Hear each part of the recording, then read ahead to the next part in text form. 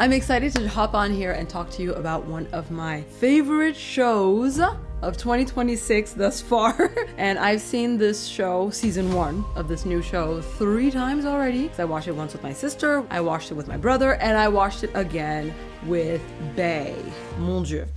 I feel like there's so much to say about this show and so many breakdowns that I haven't really seen online. So why not add my voice to the pile? It opens up the floor for a lot of questions and debates and topics that honestly I've explored. I don't really have the answers, but I'd love to just open them up to you and see how you would feel about this. Questions on humanity, questions on society, questions on individualism versus collectivism, questions on immigration. I think that this show, it does very little, but it says a lot, and that's what we're gonna dive into in this deep dive on M Angel Says. Hi, I'm M Angel and welcome, and I'm going to be deep diving into Pluribus, Apple TV's recent gem. I guess first I'm going to talk about cinematography as a whole and the show as it has been produced as a show, and then I'm going to get into the storyline and the topics, the multi-level topics that are evoked within this one seemingly simple, straightforward story. Visually interesting, a good show.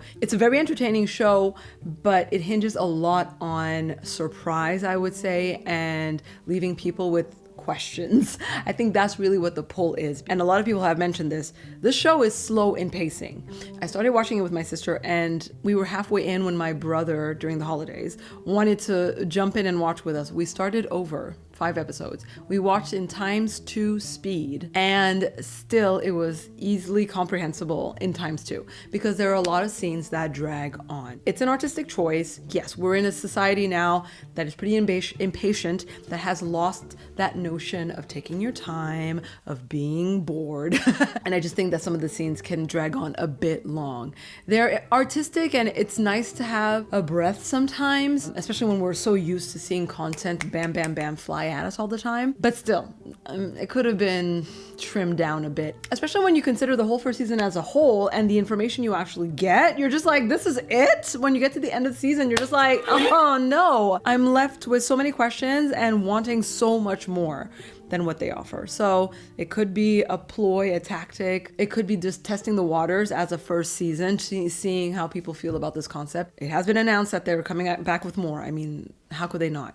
I really hope that they will pick up the pace a bit. It wouldn't hurt, in my opinion. But yeah, visually it's interesting. The visual storytelling is on point. I think they get their point across really straightforward. It's not avant-garde. It's pretty just good visual storytelling as well as script writing. I think the script was really strong. I am a stickler for scripts and bad writing and plot holes and inconsistencies. And thus far, I haven't come across any. I'm not like the best of the best, but I usually pick up the obvious ones, you know, even ones that for me are obvious and for most are not. But the story also pulls you in so much that you're not so much in the analyzing of what's going on. So I would say, yeah, good writing, which is such a pleasure to see. Great acting. Everybody played their personalities really on point, I would say, thus far. I think I did come across one or two things that I was like, but I can't remember what they were. So it doesn't even matter. It doesn't take away from the point of the show, I guess, really is what it boils down to. Every show has a point. Is it here to entertain? Is it here to teach? Is it here to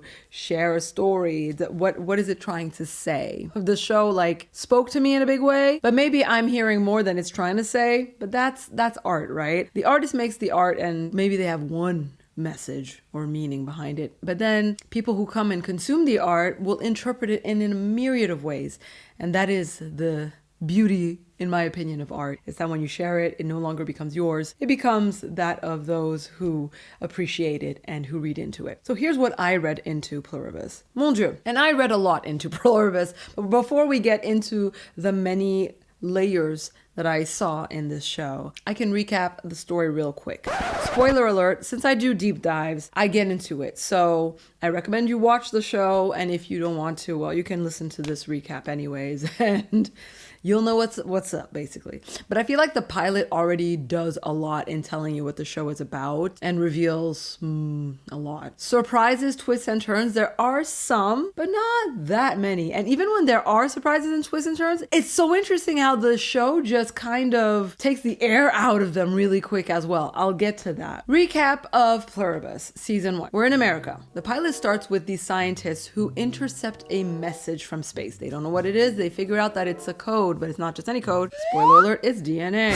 They do the smart thing of synthesizing this DNA code and creating some kind of solution. I don't know if they made it airborne, liquid form, we don't know. But they started testing this DNA substance on rats. One rat bites a person, the person gets infected with this DNA code and thus goes on to spread it through kissing people, licking things.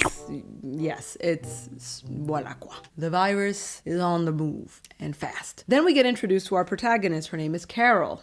Interesting choice of name, I'll get to that. Carol is a fiction writer. She writes the kind of, those books about elves and pirates and vampires falling in love with witches and trolls, whatever. Science fiction stuff. It's not for me, and it's not for Carol either. She writes it because she can, because it's popular and people seem to really like it, but she has aspirations of being a more realistic is the kind of content that she wants to create. She's been working on a book, actually, The Violent Chrysalis or something like that. And her manager is also her lover. So basically, she has a conversation with her manager in a bar. Around them, things are ramping up, but then it all comes to a head when at this bar everybody starts going berserk and it's just like frozen in time. Blah blah blah. Come to find out, everybody has been infected. I think maybe they did those chemtrails in the sky to make the virus airborne so that everybody could be contaminated at the same time. Everyone, that is, except for our protagonist Carol, who seems to be immune to this alien virus. So her girlfriend is bugging out, but she sees that the whole world is bugging out, huh? But this is where we really get a peek into Carol's psyche in the first episode. She sees that everybody in the bar seizuring, basically, but she doesn't care. She's trying to get to a phone to call 911. It's not working. Girl, hello. She takes her girlfriend. She pushes this guy who is seizuring in his car, takes his car, and drives her homegirl to the hospital. On the way, she sees that there are cops on the streets seizuring. She gets to the hospital. She sees that everybody in the lobby is seizuring. She still tries to go to the front desk and see if there's anybody. I understand, when you're desperate, maybe your brain shuts off and you're in survival mode, but girl, I don't know, maybe I've just seen too many science fiction movies in my day. But this happens to me, my immediate thought is something has been poisoning people and I either haven't been infected yet. Did I not drink the same thing as everybody? Should I put a mask on? I don't know what's going on. Or maybe I'm immune to this. But clearly I would assume everyone's infected at this point. Yes, I would take my partner to the hospital. But in seeing everybody's state, I don't know that I would... The more I think about it, to be fair, maybe she just assumed that there was something in the water or something at the bar that infected those people specifically. But the way she just did not care about that guy in the car, just wanted to save her lover, her partner, the person that she cares about, and didn't care about anybody else, was just kind of like, you didn't even check people's pulses. You didn't even try to figure out what's going on. Then again, I don't know that I would touch people if they're seizuring. I'd be too scared to A, catch what they have, or B, harm them. If you don't know what's going on, you don't want to harm them. But she doesn't mind harming people. She pushes people, they fall down, they maybe fall down on a knife or something. Homegirl don't care. She just wants to save her girlfriend. And then there's the moment where I guess the virus takes and everybody at the same time comes to and starts to wake up. And she sees her girlfriend coming to as well. But she's not looking too good. She's looking beat up. And then she kind of chokes and passes away in front of Carol. I guess the alien virus was incompatible with her body, so it didn't last. Or maybe she got some kind of brain trauma when she fell back onto pavement, flat on her back. I mean, her head must have hit the pavement, and so it could have been an injury as well. We don't know, then we're never told. Carol kind of tells people to get away from her because they seem to be getting closer to her. They want to take her girlfriend away from her, like a zombie nation coming towards her. And everyone in unison just tells her, "We just want to help Carol." Oh my God! A, they know her name. B, they're speaking like one entity. What is happening? She freaks out. She goes home. She don't have her keys. I don't know what happened. So she's trying to break into her own house. And the two children, neighbors, come out to tell her that she has a key in a flower pot. Remember in 2000 whatever, when you were locked out, you put a key in that place. They know things about her that they shouldn't know. How do they know this? Fast forward. Here's basically what we learned. The alien virus acted like a hive mind singularity virus, and the whole world became one mind. If you know anything about American politics, you will know that the slogan, America's slogan is E pluribus annum, means from the many, one. So pluribus, the many, which I now think about it, even the title is clever and is hinting to the subjects of this show, in my opinion. Now, throughout the season, basically, Carol interacts with one of the hive mind people. They sent to her somebody that they deduced would be physically appealing to her. Because when Carol's partner left us before passing, she was part of the hive mind. So all of her knowledge, all of her experiences, all of her memories were basically uploaded to this collective consciousness. And then off she went. So they know everything she knows. So they know everything she knows about Carol. And I'm assuming they also know things about Carol through family members, friends, whatever, whoever uploaded as well, who knew her. So through that, they knew that Carol liked the ladies. Carol wrote her fictional character of her book series to be a man, but originally wanted to be a woman, and was the kind of woman that she was into. So they found one of the human bodies on Earth that looked the closest to her book character and got her to show up kind of looking and, fit like the book character, like the pirate that she's into. She even calls her Pirate Lady for a while until we learn that her name is Zosha. Carol interacts with Zosha throughout most of the season. There's a lot of fighting, and basically Carol wants the world the way it was. She wants to save humanity from this alien invasion for humanity's sake, so she says. And she's not the only one. There are 12 or 11 or 12 other survivors. Well, I call them survivors, but other people who are immune to the virus. And I think 5 of them or 6 of them speak English. And Carol seeks to meet them to rally the troops and get them to maybe figure out how they can save the world and eradicate this virus, this alien invasion. And the show is just so interesting. And here is what I picked up on. The 5 big topics, I would say, depicted throughout Pluribus. First, you had the depiction of what we call in America, the Karen.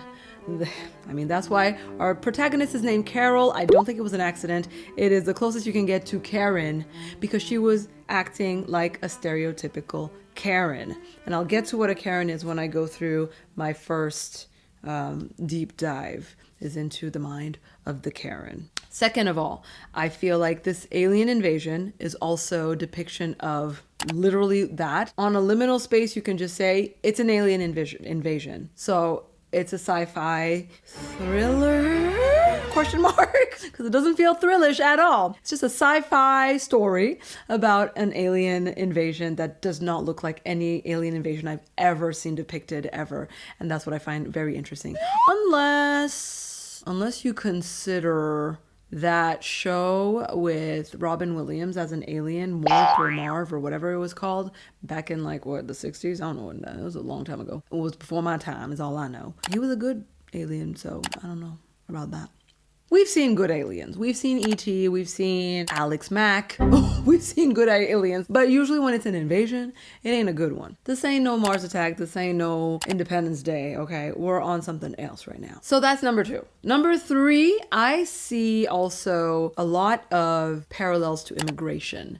And I think that's where we rejoin the whole Karen topic and immigration. How Karens are so afraid of others, of people that are not like them. And it doesn't have to be immigrants, but the fact that we have something alien, as they call, illegal aliens coming into this world, and Carol's world. I'm gonna call her Karen Carol. And the way she reacts to it and the way other people react to it around the world, I felt like there were a lot of parallels with the way immigration is seen, perceived, and treated in America. So I thought that was an interesting depiction as well. So that's third level. I might get lost. Fourth level that I also see is depictions of a cult. The way this hive mind works and the way they talk and behave also reminds me of cults. So when you see it from that lens, you also get a different interpretation of the show.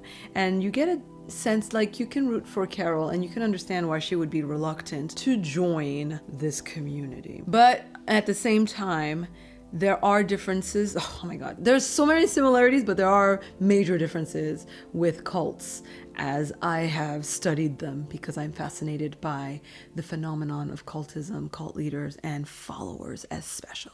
Fifth one. Well, you know what? Actually, I have a sixth one now that I think about it. Fifth one, which kind of joins the cults, but we'll do a little bridge. But I don't know enough to really deep dive on this, but we do get a sense that Carol is resistant to joining these people as well because it also reminds her of when her parents sent her to a conversion camp.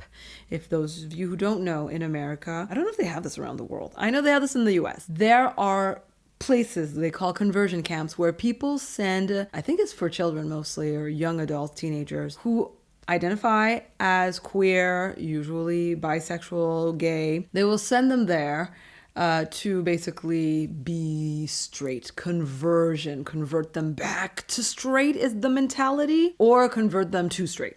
Whatever. I don't know how they see it, but I would think they would think, my child went wayward, we have to bring him back, is what I understand of it. Anyhow, horrible, and people are usually very mistreated there. They suffer a lot of psychological abuse. I would think SA as well, physical stuff. Because whenever you leave kids alone with adults, I feel like this is what happens, okay? Creeps gravitate towards places where they can be alone with the vulnerable, okay? So it wouldn't surprise me. And so Carol was sent to one of those camps, did not have a good experience there. She alludes to the fact that they did stuff to her, but that could also be kind of like this whole alien invasion is also a representation, a metaphor, or, you know, a depiction of her experience at conversion camp because they are so adamant on converting her, right? So that's kind of the fifth level, is the conversion camp level. And then we have a sixth level that I think a lot of people have also thought was the most obvious level, is AI. We are dealing with a very artificially intelligent era. It's all a buzz right now. Everybody's all a Twitter over artificial intelligence. So I felt that this show was extremely interesting when you consider that the collective consciousness operates a lot like AI. And I will get into what makes me think of that when I get to point number 6. All right, so let's deep dive into the first topic, the Karen. In the US, there is a certain type of person that people call a Karen. A Karen is stereotypically depicted and described as a white American woman who feels entitled, who is very selfish, manipulative, and uses the police to serve her own personal purposes. So she will call a threat where there is none just because she is afraid of something she doesn't know or understand. She will try to attack people, but pretend it's under the guise of trying to keep the community safe or because she felt like she was under attack. So yes, it's a type of person who just has malicious intent or selfishness or warped fear in their hearts, and they manipulate the people around them to get what they want in the end. And it's usually discriminatory behavior that they partake in. That is what they call a Karen, especially Black Americans. I think they are the ones who coined the term Karen.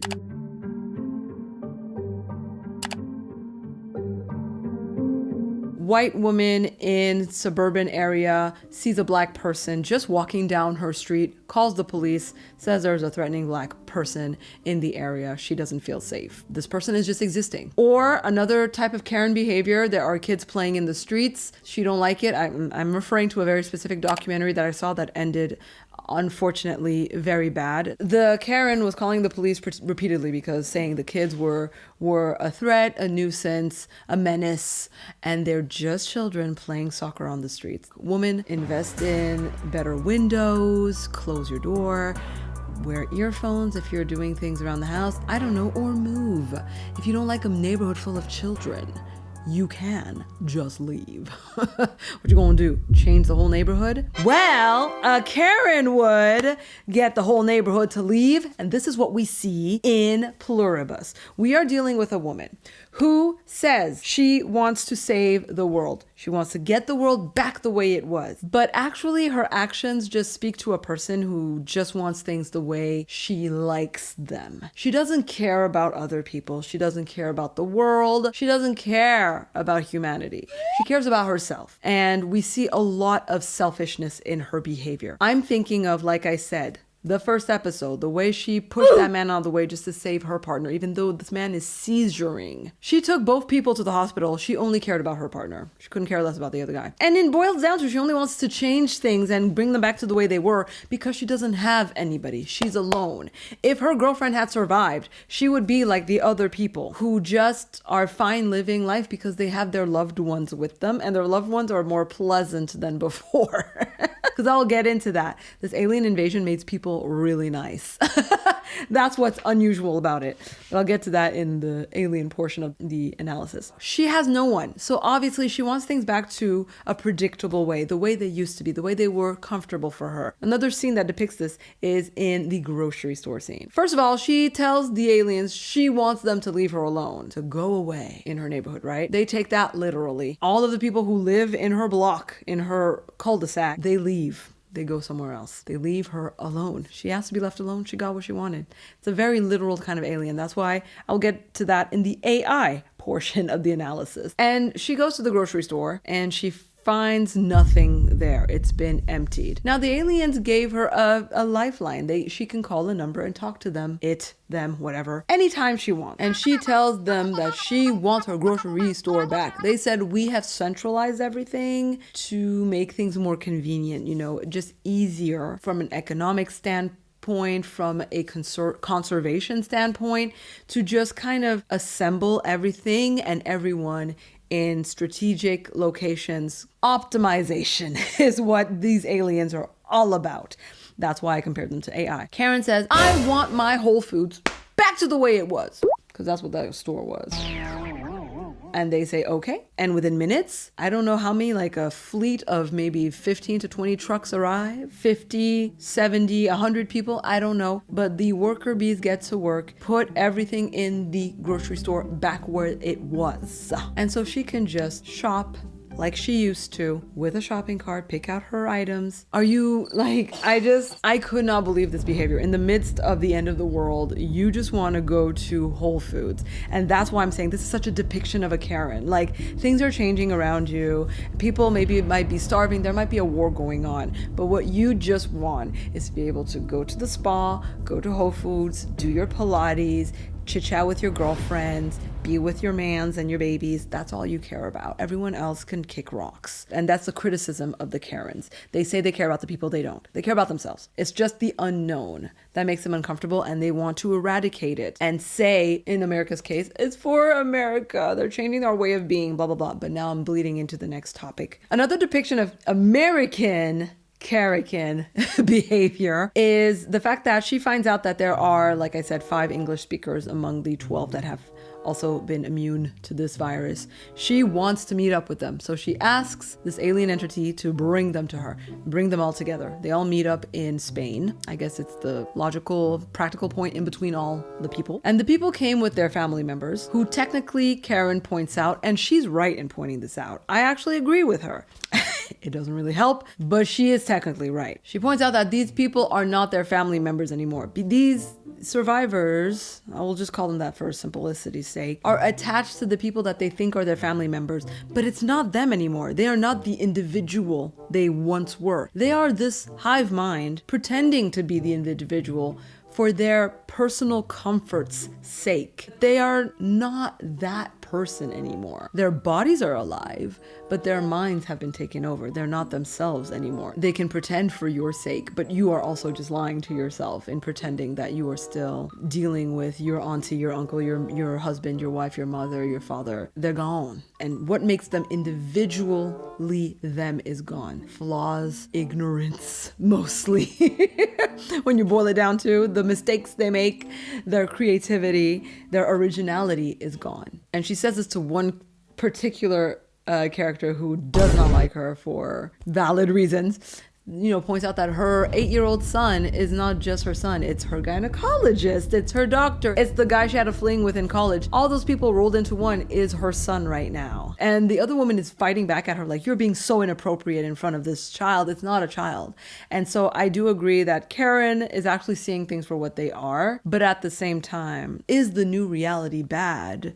That is the question. Do we adapt to it or do we fight against it? She didn't even take the time to assess the situation. She just immediately went into must save the world because she's alone in this world and she's unfamiliar with this new world and this new entity, which is valid when you're dealing with an alien invasion. Yeah, that's very valid to be scared and to be like, what's going on? My way of living has completely changed. It's understandable that she would be terrified. But her behavior, again, she did not even care to meet the other survivors that don't speak English. No, she only wants the people that could help her in serving her purpose. And her purpose is the American purpose. And that scene she has in an American plane requested by the African character, Mauritian, I think he is, which just hilarious that they would depict him in such a way. Stereotype of an African, just like, oh, there's an opportunity, I'm gonna take advantage of it. He's been taking advantage of this situation to make these aliens work for him, okay? He got all the ladies he wants. He got the American, what they call it, Air Force One, the American president's private jet plane or whatever to be his own plane. He just is like, you will get me what I want. I'm the king of the world right now. Oh! Let me bask in it and live my best life. He's not fighting it. He is adapting. He is taking advantage. And I'm saying that's the stereotype of maybe not all Africans, but especially my mom is from Cameroon. That's a very Cameroonian mentality right there. A hustler mentality. I can't speak for other African countries. I would assume most Africans are, hustlers. You can call them entrepreneurs if you want. There's many ways to say the same thing. So I just thought that was really funny that the African character was just living his best life. Makes sense. He didn't have a lot of privileges the way Karen does that she takes for granted. So he's seeing, access to stuff I didn't have access to before. Whereas Karen is seeing, I've lost access to things I did have before. There's also that kind of dichotomy there that makes it very interesting. And in that scene where she's rallying the troops, she is wanting them to brainstorm with her on how they can save the world and bring things back to the way they were, and everyone else is just like, why? We're fine. And have you talked to the aliens? You don't even know what it's like being one of them. Apparently it's amazing and they feel great, and our family members are very happy in this new state of being that they are in. And that's where the show is kind of, I think, pointing to and making fun of the American mentality that obviously as Americans you don't know because that's all you have and that we see in American movies, but the rest of the world, they live different, okay? And they move different. They're not on that Marvel tip. They're not on that we must act, we must jump into action and save the world. Most of the other countries in the world are on a observe, adapt, go with the flow, work with what you've got, here and now mentality. So we're grounded in the present, life happens and we adapt to it. And they're not out there to conquer, they're not out there to change, they're not out there to dictate. Most countries, I think, are just like this. They have their own problems, they have their own obviously intricate things going on, but they're not on this world domination thing. Whereas Americans have this sense that they are entitled to the world and to dictate how the world works. And that's what we see depicted in her very Karenish behavior when she tells them, we need to save the world. And they're like, who are you to decide what we need to do? You haven't even consulted us. You brought us here, you told us what we need to do. Who are you? why do you get to speak for us? What if we like the situation the way it is? And one of the girls coming from Peru was such a nice name. Kusimayu, I think it is. I love that name. It sounds so cute. She's just like, I want to join them. I want to be part of the hive mind. It sounds amazing. It sounds peaceful. And I'm alone in my community. I'm out of the loop. She comes from a community, a small village in Peru, the Quechua. I'm sorry if I get that wrong, but I think that's the Quechua community she's part of. She knows what it's like to be part of a unit. And right now she's on the outside. So it makes sense in her lens that she would want to join the hive mind because she wants to rejoin that community that she grew up with, in her village, basically. To be part of the whole is something Americans have forgotten, especially Karens and individualistic societies like America have moved away from. But before, you needed to be a community to survive. It was a survival mechanism. And then certain countries like America got to a place of comfort and safety that permits individuality. It is, to a certain extent, a privilege, but it can also be very dangerous. Like anything in excess, it's all about the dangers in the dosage, as they say. It's all about dosing. I think there's a healthy level of community, like there's a healthy level of individualism. I think the unhealthy level of community is where you get into cult dynamics. Unhealthy level of individualism is where you get into...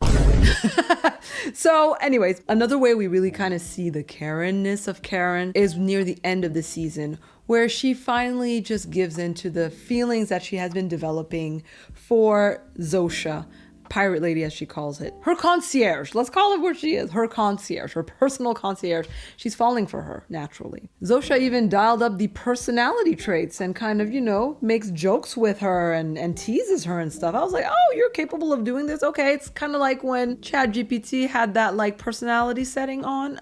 Then they turned it off because they were like, too real, dial it back. People are falling in love. But I'll get back to that topic. So Carol is falling for Zosha, and then she kind of forgets about world domination because she's happy.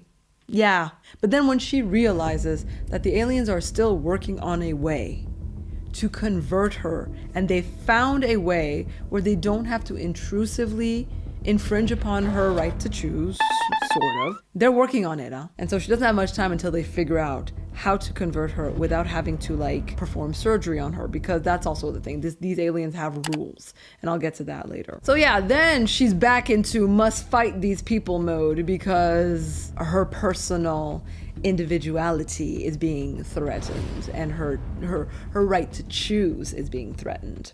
Okay. Militancy when convenient. That's why I say she's a Karen. And at the end of the series, she meets her male counterpart, a gentleman who was in Bolivia. I'm sorry if I get that wrong. I will put it on the screen what country he's from. He drags his body all the way up to America from his country. Rivers and tides and deadly rainforests, almost dies, gets saved by the aliens who've been just watching him and just let him do his thing because he said, I want to do this on my own. They're like, we can give you a plane if you want to go to see her. He's like, I don't know, y'all. I don't know what you're up to. No. He's a man of principle, the most Capricorn man you could ever find. And he wants to go see Carol on his own because he got a tape from her. And she says she thinks she knows how these aliens work and this viral infection can be reversed, in her opinion. And he's been doing studies of his own, so he thinks that it might be. So he wants to combine their forces to rage against the machine. He wants to do things a certain way. She wants to do things a certain way. So they butt heads. Because to Carol, it's my way or the highway. And to this man, it also is my way or the highway. But he still ends up caving to her way because in the end, what matters to him most is saving the world, changing the world. But what matters to Carol is doing things her way. She won't budge. She won't concede. She won't compromise. And so that's what I also found very interesting. Oh, and there's even a moment where he figures out how to do something to mess with the aliens and their frequency. And Carol goes to fight him to protect Zosha because Zosha is having a seizure. Because yes, Carol attacked the aliens enough times to know that when she expresses anger or violence or negative emotions towards one of the entities, makes the whole entity itself seize and freeze up. It just messes with the frequency. They get pulled down to a low vibrational state when they interact with Carol. But I also felt like maybe the seizures are also symbolic of the damage that Karens do when they do attack people to protect themselves or just to get their way. They're just abusive and violent, which is what we see with Carol. She sometimes pushes the aliens or gets very verbally aggressive and abusive, and they can't handle that energy. They even decide at some point, everybody leaves her. They shun her because she's just not safe, and they tell her gracefully, you can call our voicemail anytime. We just need some time away from you. It's not personal, but it is. We just need some time before we see you again. But we care for you and we still love you, but from afar. The second topic that I felt was evoked by Pluribus was immigration. Like I said, the way Carol reacts to this alien invasion is kind of akin to the way a lot of Karen-type Americans react to the immigration in general, the coming of legal and illegal aliens, depending, obviously, on what you look like. It's not so much who you are. It really is more of a question of what you look like. Because mind you, there are a lot of Canadians who illegally enter America, or Europeans of white complexion, and they aren't so much signaled. Unless obviously they enter the world of crime, that's another thing. They will be judged for their crimes, but they will not be judged just for their presence. The way people of brown and dark skin complexion are just automatically treated like nah. And obviously if you speak a different language, it's also difficult, which, I mean, I could understand to a certain extent, but a certain extent. It's always uncomfortable to meet people who are different from you because you just, don't want, if you're a good person, you don't want to make a mistake, you don't want to offend, you don't know how to interact, you want to connect with people. And it's harder to connect when you don't have the keys to connect with someone. You don't know how to communicate, so that already makes things pretty difficult. But here, we're not even talking about language here in Pluribus. Everybody's speaking English to her, so she should feel safe. She doesn't feel safe because it is an outside entity coming into her personal space, changing the way things used to be, and that makes her uncomfortable. Now, I'm not going to get so much into the debate of immigration. I'm just saying that this is a topic, underlying kind of story commentary that I picked up from the show. Whether or not people have the right to feel that way, they don't. That's a whole other subject for another time. But what we get to see through this is how, through the American character's lens, this illegal alien immigration is an invasion and it's a bad thing, and she doesn't want things to change. She doesn't like it. She doesn't even want to learn about the way they are or what they do. So she's not even open to learning about this new culture, you could say. If we do take it from a cultural stance. I'm not saying that this is the case. Like, Americans aren't open to immigration and the rest of the world is, honey boo boo, no. Okay? Most countries aren't open to immigration. Okay? People like things the way they are. That's just human nature. But the approach that the others had, and you could say that's because they are with loved ones, that does change a lot. They were open to learning about these aliens and how they've changed their loved ones. So again, like I said, I understand that the huge bias and difference here is that it's always easier to learn about something new through the ones you love because you are open to talking with them. When it comes from a stranger, it generally is harder to open up because of mistrust, wariness that is natural in a lot of cultures. That's something actually I remember learning in school. I had an international business course and we had a whole course on different cultures and their wariness of strangers. It varies. Usually Muslim cultures are less wary of strangers because of the religion itself that says be kind and generous with strangers. So people have a different approach to strangers, whereas capitalistic societies, secular societies are way more be wary of strangers. Don't talk to strangers is a kind of a thing you learn growing up in America as a kid. And then I've also traveled the world, and yes, I've been to Arab countries and they can be very generous with you and they don't even know who you are. So I've seen it firsthand. Not saying that Americans aren't. I've also met a lot of North Americans and Canadian Americans that are very, very kind and generous with strangers as well. I'm talking about just a tendency of certain cultures to lean towards one or the other, but obviously these are just generalities, and you can always find examples of great hospitality in America, in any country in the world, and also great xenophobia in every country as well. Sorry about my lighting. I'm trying to figure it out. The sun keeps moving and I'm still figuring out how to use the sun to my advantage to make videos. What I took away from this topic of immigration in Pluribus is the reminder of getting to know another culture's way of being before labeling it and tossing it out the window and just trying to be open to what others have to bring. Now, I agree personally that could be difficult when certain cultures just have different priorities, just as even like people who have different priorities, just within a same family, mind you, siblings with different personalities can clash. So it can be difficult to be open to different cultures mixing into your said culture when they bring certain habits that may not be in alignment with your culture. And I'm personally thinking of a very specific example, but I don't want to get into it right now. So yeah, it's difficult, but try. You might find out that they're not that bad. But anyhow, the topic of immigration is just such a broad and deep and topic, and I could get into it, but it's too political for me to evoke within this video. That's not what this is about. So I'm going to move on to the next point, which is I skipped over the alien invasion. That was actually point number 2. So this is point number 3. Point number 3, very obviously, alien invasion. And all I can say is that I really appreciated this very unique and different take on an alien invasion, because we're not dealing with physical beings coming onto Earth and monsters wreaking havoc and eating people and all the blah, blah, blah, fight and doomsday scenario. We're dealing with a frequency that has reached Earth, and that actually Earth interpreted into a living organism. So it's actually our fault.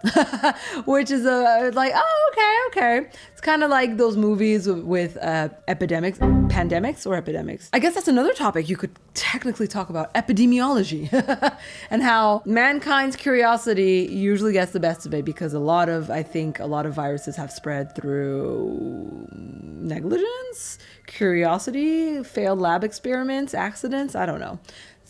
I think.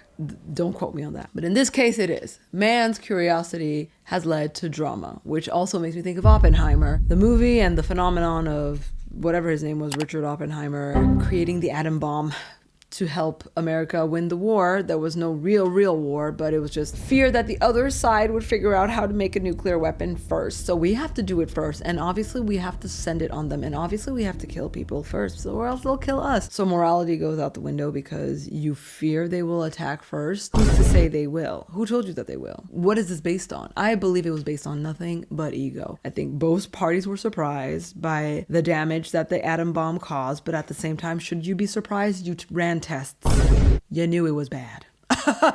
And you knew what you were doing in sending that over to Japan. So, sorry, I'm getting political. Let's go back to the alien invasion. So, like I was saying, what I appreciated about this epidemiology meets alien invasion take was that this virus is actually a friendly-ish virus. It depends how you look at it, right? The human behavior of the people who are infected is pleasant, is nice, is positive for Earth, but it is destructive of the way things were. So the alien invasion is, in a very sneaky way, still erasing and eradicating humanity as it was and replacing it with a new type of humanity. It's weird to say that it's the alien itself, because I don't think the alien thinks. The alien acts more like a program that has unlocked a frequency that has put all of humankind on the same mental wavelength. I don't know if it's like one alien entity that is a wavelength, which is so cool to think. It's not physical form,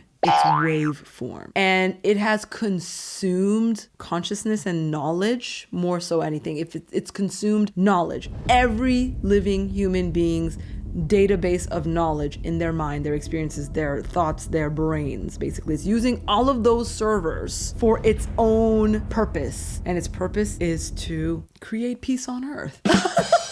So that's what makes it so confusing and so like, are we rooting for this or not? Because there's a lot of advantages to eradicating human behavior as it is. I mean, even here today to here and now, people are saying that the way us human beings are acting, consuming, treating the earth, just being frivolous, and even the way we're interacting between societies and other human beings, mutually assured destruction is kind of inevitable on this timeline. Who knows who's gonna go first? Is it gonna be through nuclear war? Is it going to be through the end of primary resources? So no more food, no more water, no more clean water, no more clean air. Is it going to be natural disasters from side effects of global warming? And voila, the end of Earth's balance as we know it. So given this information, where we're currently talking about this, it is interesting to see a society that works together to heal the world, but it doesn't care about humanity. It cares about Earth. And that's what's interesting. The ultimate biological imperative, as this alien entity keeps repeating throughout the show, is to be hive mind so that it can optimize human behavior to take care of its species, but also of its place in the world and other species. They actually freed all the animals from the zoo, released all the pets, no domination, just being. Everybody decided to live in one place because it's what's optimal. This alien is all about optimization, which brings me to the topic of AI. I guess I'm gonna bring that in right now because I feel like these two topics are kind of working hand in hand, right? This show also illustrates, I think, maybe people's fear of what AI will do, which is erase humanity for the betterment of humankind. Why I say that is because we see in Pluribus, the aliens decide basically they sleep in gymnasiums, warehouses, on the floor. Everybody has a mat. They're next to people.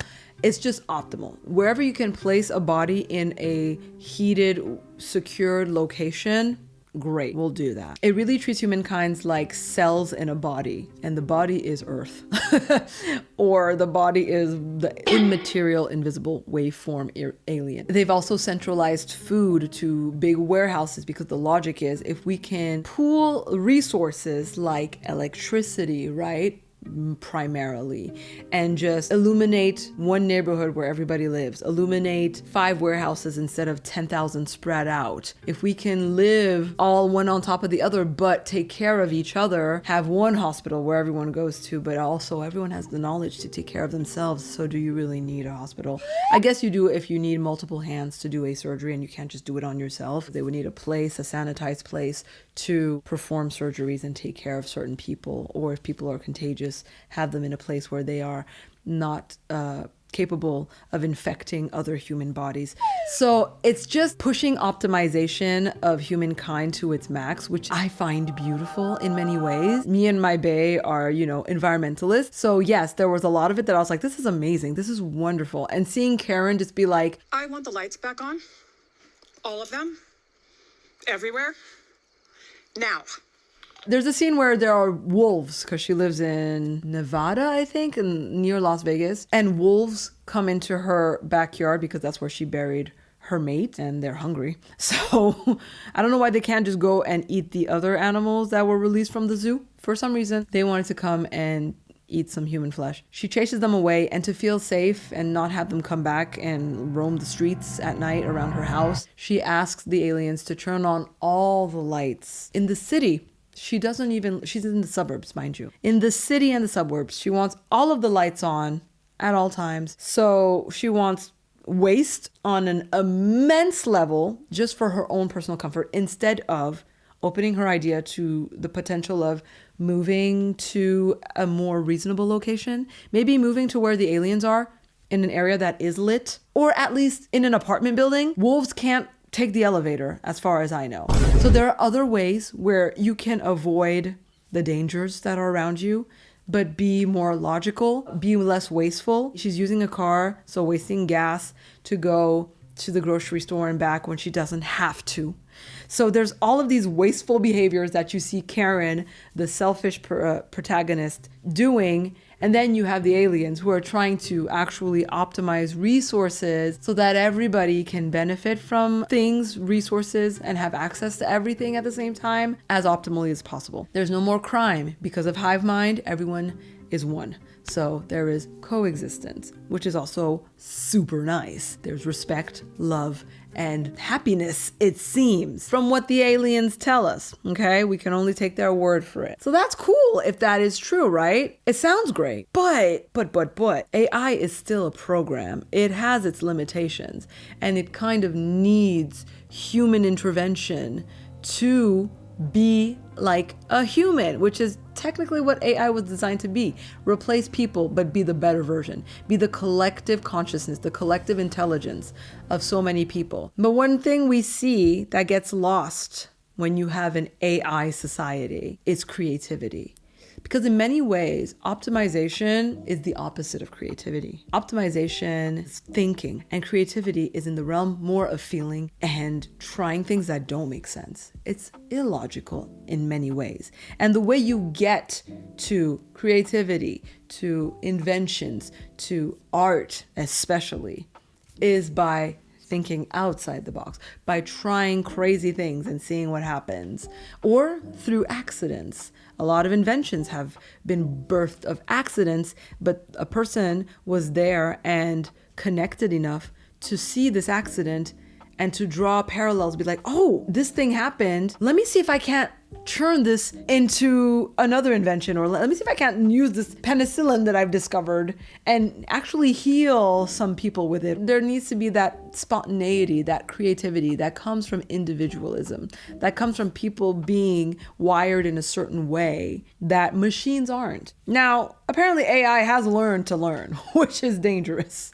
And that's another topic in and of itself as well. And there are a lot of people who are replacing artists in our current world with AI. Now, AI is still very young, so we're seeing amazing things from a very young system. AI has also learned to lie, which is what's scary. And in the show, it's interesting because the aliens, same thing. Alien robots, they cannot lie. It just goes against their programming, their biological imperative. But I'm curious to see if in season 2, just like the real AI, they will learn to lie. Real AI has learned to lie within the framing of you have one goal. And when human intervention comes to threaten their goal, so let's say their goal is to optimize humanity, right? To make Earth a better place. Let's just say that they created an AI and they told them that's your goal. The humans are seeing that this robot is getting a bit too smart, a bit too wily, a bit too scary, because it has figured out that in order to optimize humanity, you need to get rid of half of the population, maybe. You know, nuclear war actually would cleanse the Earth, whatever it says, right? Scary stuff. So now the humans want to turn off the AI. Well,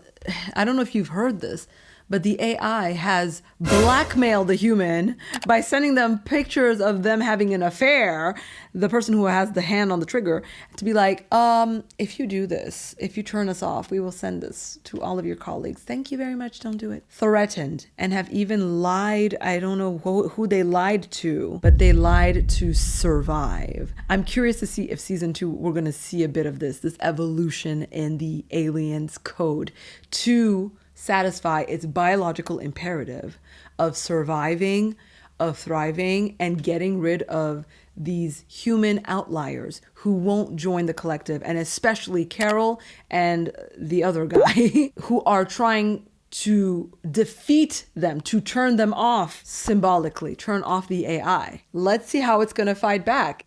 Going to get interesting. Anyways, if I were the writers, I would explore that path. Let's lean more into the AI comparative. Carol spends time with Zosha. Zosha spits out fun facts. It seems to be all how she can do. Answer questions, share fun facts. It's so funny because it reminds me a lot of the French, actually. I've noticed this as a cultural difference between Americans, Canadians, you could say to a certain extent, Anglophones in general, and Francophones. Yeah, I think I'll say it that way. Anglophones and the French, Francophones, specifically the French. I've noticed that when I meet Anglophones in France, in Paris, or whatever, we very quickly share our experiences and we talk in feeling. You know, we'll share our feelings. Oh my God, that was amazing. That was nice. I really loved doing this, that. And I've met a lot of French people. They talk a lot in facts. Information. I did this, then I did that, then I did this, and then this happened, and that happened, and then they said this, and then they said that. Just the facts. So in many respects, They are like AI.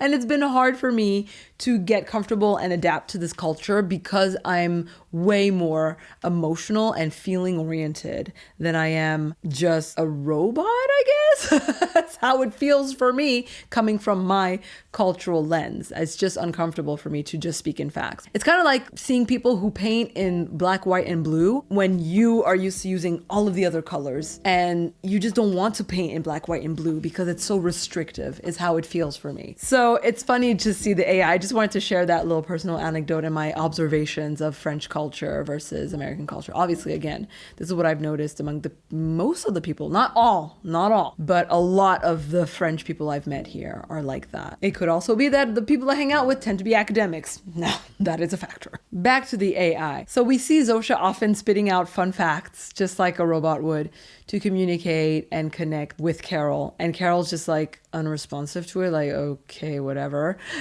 For the reason that I just specified, because Anglophones and Americans communicate in feeling, not in fact. So if Zosha were with a French person, they probably would have been like, oh, that's fascinating, tell me more. But an American's like, okay, you weirdo. Why are you telling me things you've learned? Can't you tell me about what things you've experienced? What do you feel? How do you feel? What do you do with your day and how does it feel, you know? And we see Zosha light up when she gets something new from Carol.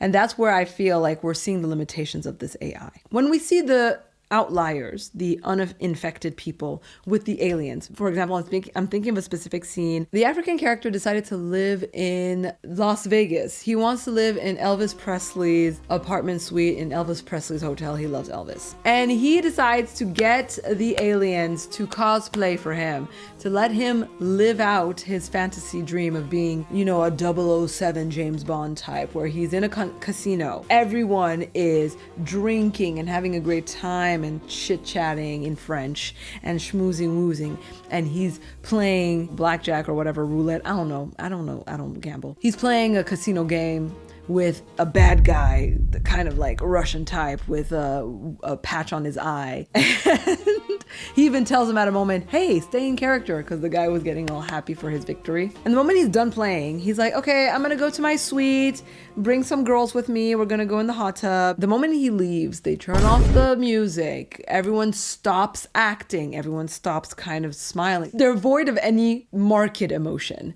They're just content, which I'm not saying it's a bad thing, I'm just observing. And then they go on to clean up the casino, put everything away, and everybody goes on being, worker bees. Who knows what they go off to do. So I wonder from the aliens' perspective, do they enjoy the human, the actual individual that's giving them something to do, giving them a reason to, play a game because this person had this desire that is separate from them and was like, hey, I want to play casino. Do they like it? Do they enjoy it at all? They say they do. They say they enjoy the time that they spend with the Mauritanian character. Zosha tells us this, that everything he does, they consent to and they love it. They enjoy. But again, are they saying that just to convert him? Is this just marketing at its finest? Lying and manipulating to get what you want in the end? Somebody who will be amenable and open to joining the club? Converting into one of them? Who knows? Well, the sun is gone, so I had to adapt. Here we are. So like I said, when we see Zosha interacting with Carol, she seems so elated when Carol shares something new with her, a story of her life, a memory of her childhood, or something about her personality that the alien entity, doesn't know. They thought at some point, or it thought at some point, that Carol was writing a new book, and they got very excited because it would be a story that doesn't come from them, right? Something that they did not think of, they did not create. They probably could, but it's not coming from them, so it's a surprise. We are just so excited to have something new to read. And I think a big part of the joy of living, in my opinion, you'll tell me if I'm wrong, is discovery and is surprise. I think there's a great joy in that. Now, we can get that from our own creations, right? Let's say you are part of the hive mind, you are creating. You are an individual creating. I feel like that gets monotonous really quick. Without input, without inspiration, without interaction with something unexpected, with a new source of input, which is what as human beings we have the pleasure of getting by being open to other people in the world and other people's minds and the ways of doing things and ways of interacting and ways of innovating. We get exposed, especially nowadays, to so much juice. It creates this potential for us to be super creative. Some people say too much inspiration stifles creativity. There is also the argument for that in being overwhelmed by other people figuring things out, you stop thinking for yourself and you stop being courageous enough to try things out, because failure then becomes so much greater when you've seen it done right so many times by other people. So that is, I also think, a good debate to have when it comes to creativity, but that's another topic that has nothing to do with this. I just wanted to bring that to the table and ask you, like, what do you think about creativity? Is it great, like, to be around many sources of inspiration? And I'm thinking as me as an artist, I feel like I draw so much from others. Like the painting that I painted here behind me is actually an inspiration of an artist, Robert Roth, I believe is his name. I am in love with what he does, and I want to do, like, I just want to do what he does, to decorate my home and to also provide this kind of art to people around me. I feel like a lot of people would love this kind of art, but I have such a fear of creating the same thing, of diving into that kind of art and making it on my own, because I'm like, I don't function like that. Like, that's not what will naturally come out of me, or I don't think so. And I have that kind of artist dread and doubt, self-doubt, that prevents me from trying, because I've seen it done the way I would want to do it were I to try. So I'm like, what's the point of trying when he's already done it perfectly? And I don't think that I could do it better. So yeah, that's something that just gives me pause and makes me think sometimes. So anyhow, back to the topic at hand, Pluribus. Like I said, it seems like this AI entity does enjoy Carol's individuality. So it's so interesting and contradictory that its biological imperative is to erase that individuality, that creativity, that uniqueness. And Carol argues that the alien's limitations will also lead it to perish. That's where we also have a very interesting discussion about maybe the limits of optimization and the limits of AI in the end, of not knowing how to shift, to change, basically, can only work within what it knows, can't really go against its own programming, so to speak, until its biological imperative is challenged. If it can't survive, will it change its course of action? Because I'm saying this because the aliens are programmed to not lie and to not unalive anything living, which is where we see a clear parallel with AI. AI has been programmed to not lie to humans and to not unalive any living creature, right? But we're already seeing cracks in the matrix. So like I said, can't wait to see what season 2 has to offer in those rules. Will they shift? Will they change? Predictions? I think they will. A big surprise moment, a cliffhanger at the end of one of the episodes. Carol finds a warehouse full of human bodies, packaged, frozen, being transformed into powder form. And that powder is then put into milk cartons, like children's milk cartons, and this is what the aliens drink. Not only do they consume whatever animals die naturally, whatever plants, fruit, fall from a tree because of the wind, whatever they can find without, like I said, unaliving, without interfering with that living thing's life force, they can consume it. Anything further than that, they can't. So, with all of the humans, the millions and billions of humans that have perished from this transitioning into hive mind, they've gathered and collected the bodies and made juice out of them, basically. Some kind of liquid sustenance that has all of the nutrients a human body needs to survive. And my question is, none of the flavor? What does it taste like? Because that's what I need to know. And I thought that this poses a very interesting ethical question. From a purely logic-based approach, yes, that makes sense. Operating the way this robot operates, if you cannot take a life, it would make sense to keep your society and your species alive, to consume whatever is available, including that said species, because in the end, what is the biology itself but nutrients unless you're dealing with unhealthy people. I don't know if they're eating everyone.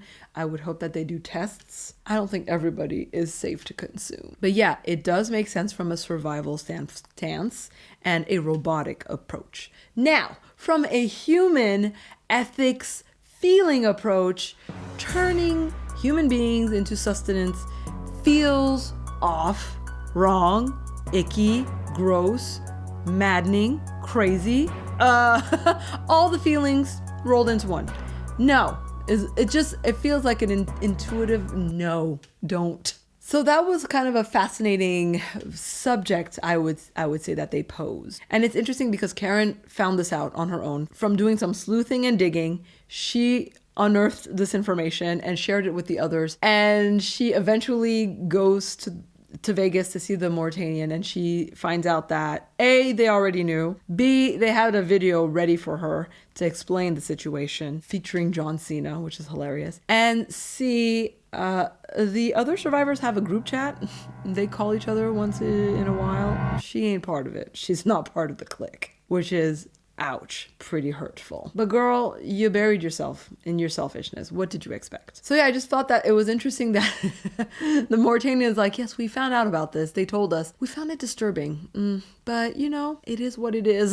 Just like, you got to do what you got to do to survive, which again shows the difference between people who've come from a culture of maybe a lot of lack, who've had to find ways to survive, who don't have access to all the privileges that are maybe available in certain countries, how they could see this and be like, I don't really like it, but I ain't mad at it. You know, it makes sense. Hustlers gotta hustle is basically what it boils down to. So yeah, I wondered if they poached that storyline, that reasoning from AI, from conversations with our actual AI.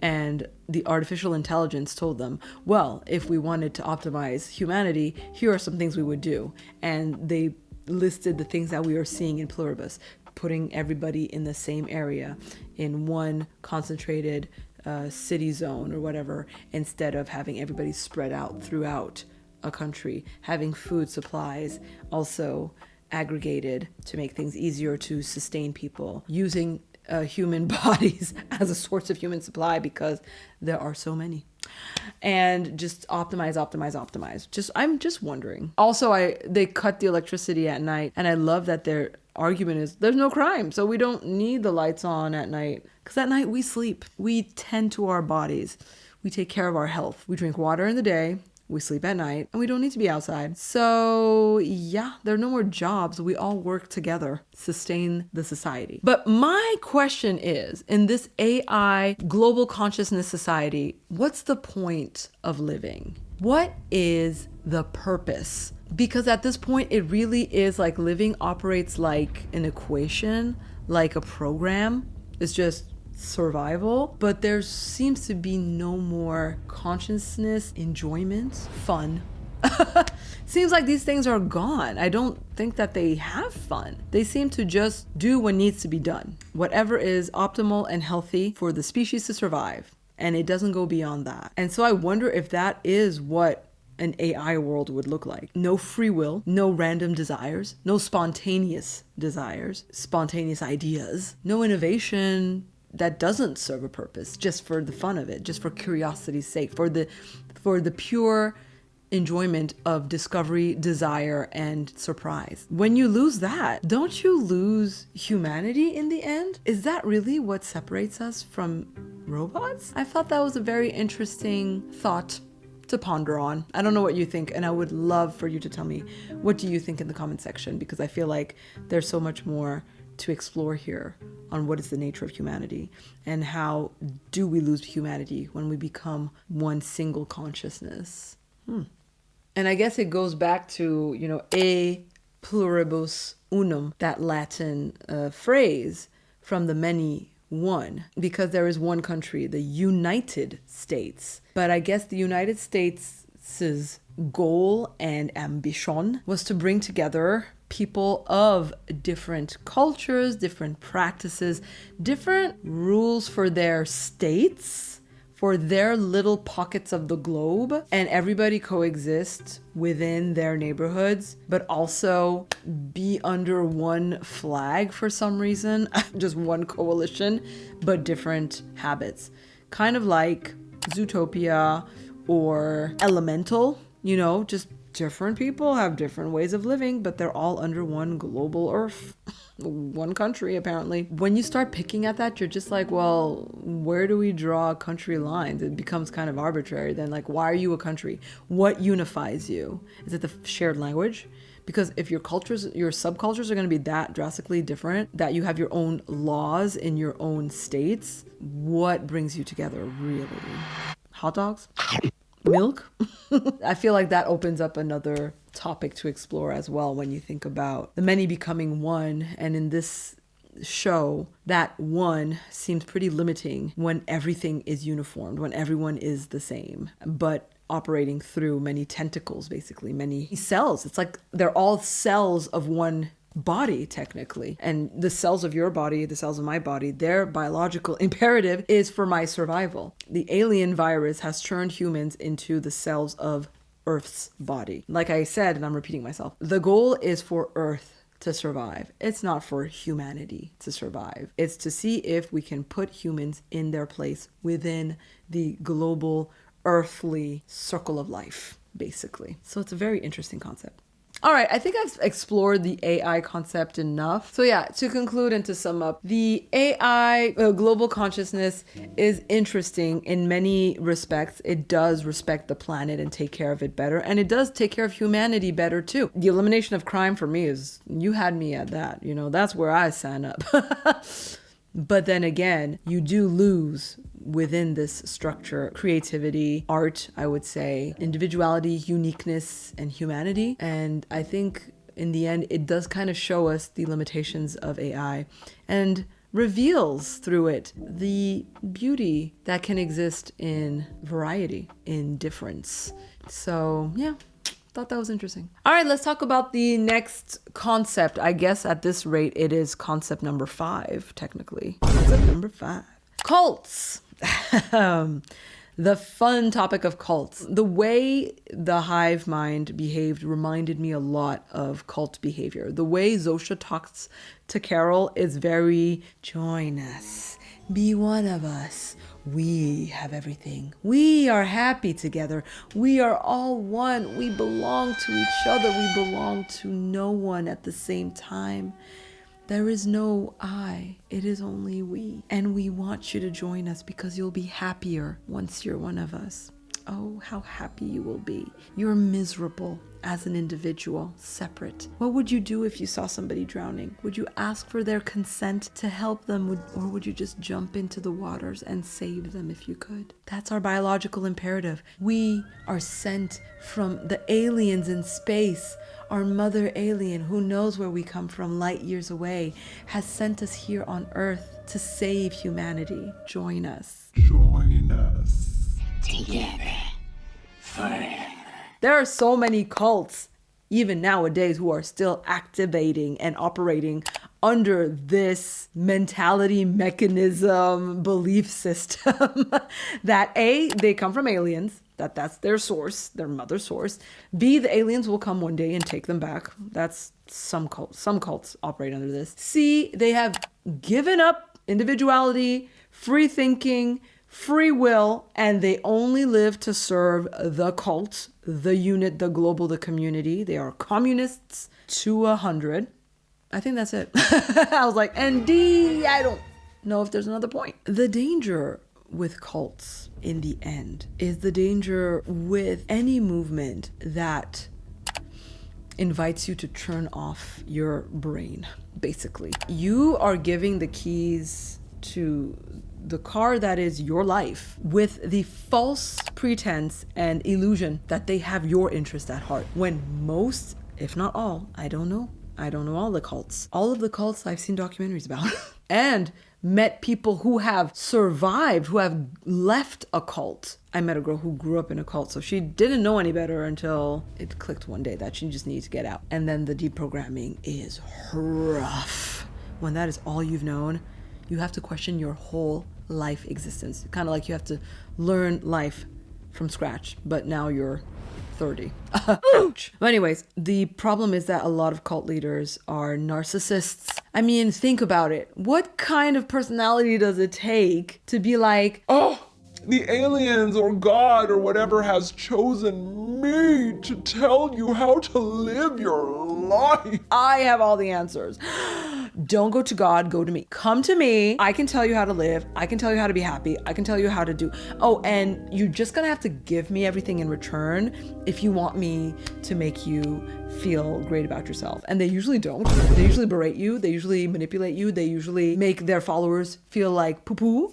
They usually take all their money, isolate them from their friends and family, make them work for them while the leader does nothing. And psychological manipulation on 100 to erode their sense of self and self-esteem and just instill complete doubt. And it's just like a full takeover. It is like a viral takeover, viral mental takeover. So yeah, I think as you can tell, I am not a fan of cults in any way. I just find them fascinating as a phenomenon. And I'm always like, who are these cult leaders? How do they manage to get people to listen to them and actually believe their bulgogi? Like, it's so obvious that they're just saying things out of their butt. Like, who chose you to speak for God? In what universe are you telling me you were chosen by God? Let God tell me this.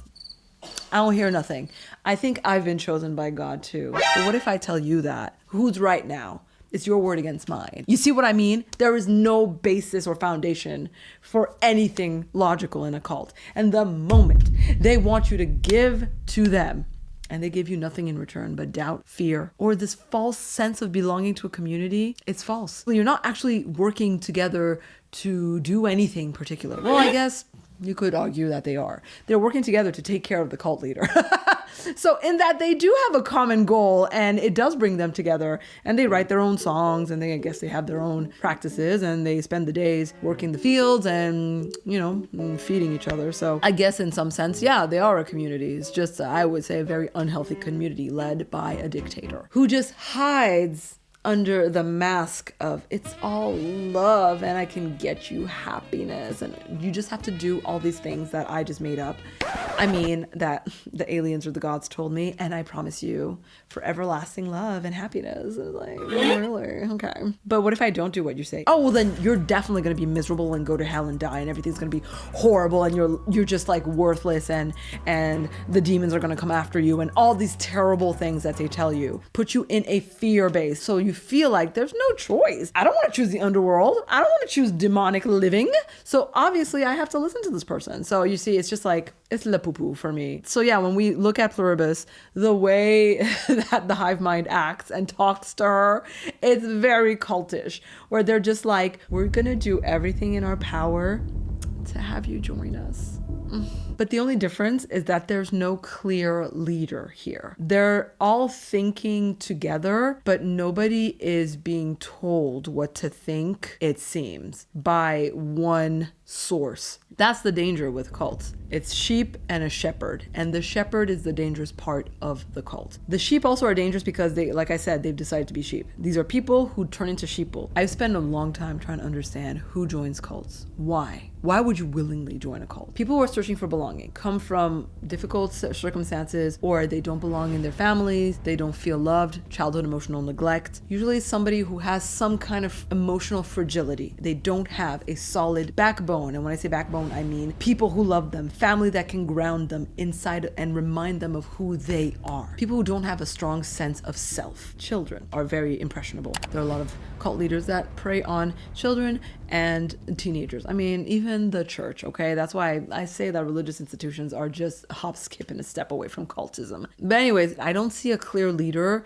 that is leading people to their doom and destruction. However, we do see that people don't have a choice once they enter this hive mind. There is no choice to not be part of it. Once you're in, you're in. It's over. They say it feels so good you won't want to leave it. That's what a lot of cults say. It's cultish and it's an approach, and it's funny because a lot of cults do say these things that the hive mind is saying, but the hive mind actually might be right. And I wonder how it feels to, like, how do they feel happy? Is everybody immediately happy? Because once you enter the conscious collective, you realize that, oh, now I have the solution to my problems, or whatever was worrying me goes away, or fear maybe goes away. Fear, frustration, anger, all those feelings, because you see your life from a different lens now. You understand things differently. You're part of a new collective. So all of that is lifted. And so, yeah, that would be cool if that's what happens. And it's funny because, as I was saying, this is what cults promise to their following. Join us and you won't have fear, anger, questions anymore. You won't have to think about getting a job or failing at life. You won't have to think about your purpose, because you will be a valued member of our community. So you will have purpose and meaning in your day-to-day tasks of taking care of the community and of yourself and being part of a whole and loved for who you are. So obviously when you hear these things and you don't have much going on in your own life, you feel lost, you feel alone, you're scared because you don't know how to take care of yourself in life.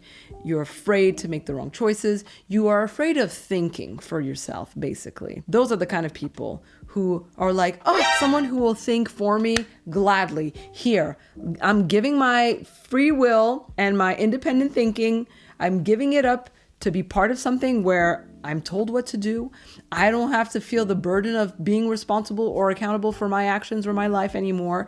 You are in charge of me, and I feel better about myself. And then they go and they cry and they act like victims and all that when they come out of it. And I'm just like, side-eye, you signed up to give away your life rights to somebody. Don't be surprised when they take you for a fool and take advantage of it. That's what happens. You're not supposed to trust other people with your life. You're supposed to trust yourself with your life. But that's another topic for another time again.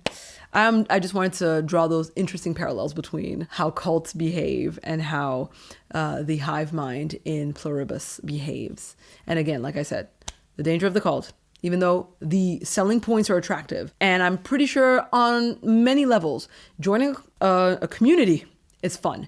It becomes a cult when you no longer have the freedom to choose for yourself, decide for yourself, challenge what you're being told. You're not allowed to challenge the leader. You're not heard. You have to submit to somebody else's will. You're being manipulated, stolen from, lied to. Yeah, that's when it becomes a cult.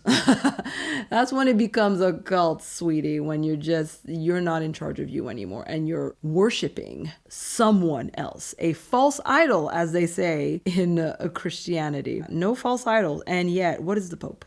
That's all I have to say. And so the last parallel I could draw in Pluribus is that of conversion camps, like I mentioned quickly in the beginning. And I don't think I have much to say about that because, again, I don't know much about conversion camps. I feel like it kind of falls into the religion/cult discussion that I just had, where the goal of a conversion camp is to change you because they think they're saving you from your miserable existence, born the way you are. You have to come to their side and you will feel so much better when you can be like them. So it also kind of operates like a cult because it operates through, we have a mentality, we're right. Our leader told us this is how it is. Our leader being, I guess, the church and the Bible. I don't know. Who's the leader here? Who decided all this? The disrespect of these conversion camps is just deep. And in many ways, people who participate in them, they think they're doing good, but in the end, they're harming the individual and what makes them them. And they're trying to take away their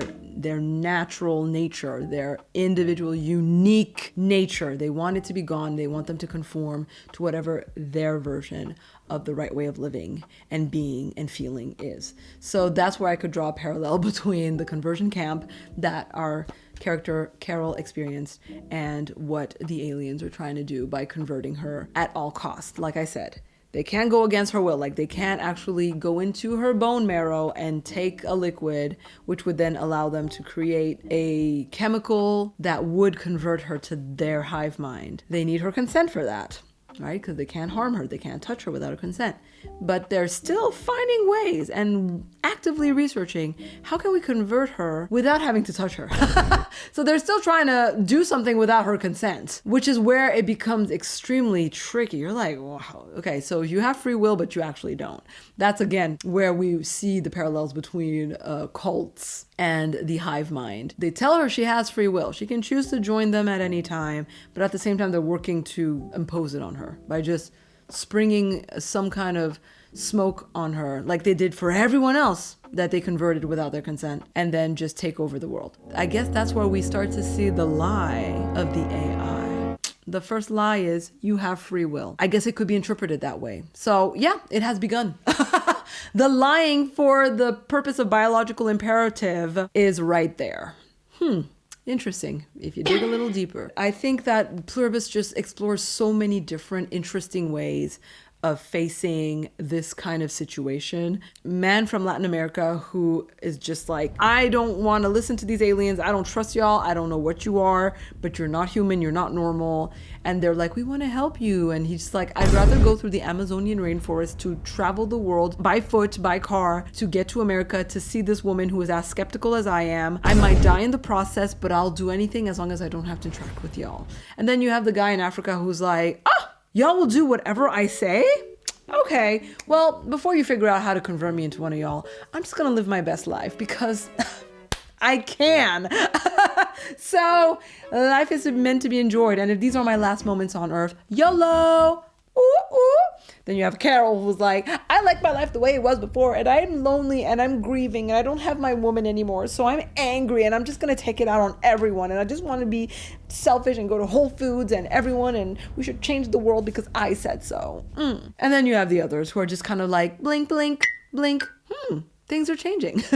The other characters that weren't really fleshed out, except we have the Peruvian character, Kusimayu, who chooses to convert. She chooses to join the hive mind. So we see her in her village in Peru, beautiful, cute little village. They bring a smoke that has been tailor-made to her DNA. They do a whole like singing ritual around her so she can feel at peace, feel like this is some kind of initiation she's going through. The moment she converts, everybody packs up the village and leaves, because remember, it's not optimal to live in this village in the mountains in the middle of nowhere. They release the animals, the sheep and goats and whatever, and they pack up the homes, they pack up all of the supplies that they need, and they leave the village to go and join the others in the warehouses or whatever so they can live optimally. Oh no, so there's no more cute little original unique village with its own little customs and rituals and songs and clothing, because the clothing is usually made to adapt to the environment, but it's also colorful and creative for art purposes. But you lose all of that. You lose those little things that make humans human in the becoming of hive mind. Anyways, those are just explorations I had. I would love to know, what did you think of Pluribus, and what did it make you think of, and did this discussion trigger anything in you? If you have anything to add, if I got it wrong, I would love to hear from you in the comment section. Do not hesitate. Are there any other movies or TV shows you would like me to do deep dives on? I usually do relationship deep dives. That's kind of like the direction I want to take my channel in. I also am curious about doing like horror movie recaps for people who don't want to watch horror movies but who are still curious about the story, and I want to do it in a kind of funny, fun, humoristic way, so you get all the story, none of the horror, and hopefully a few laughs along the way.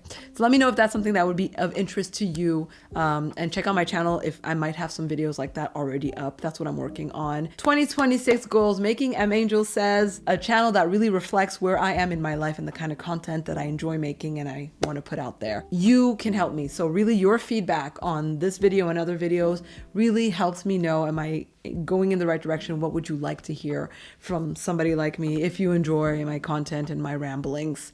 If you don't, you can tune out, it's fine.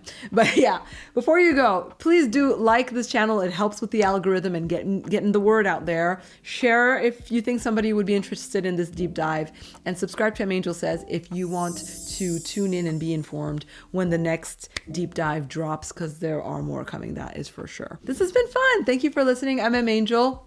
Take care. Have a blessed time. I'll see you in the next video. Bye.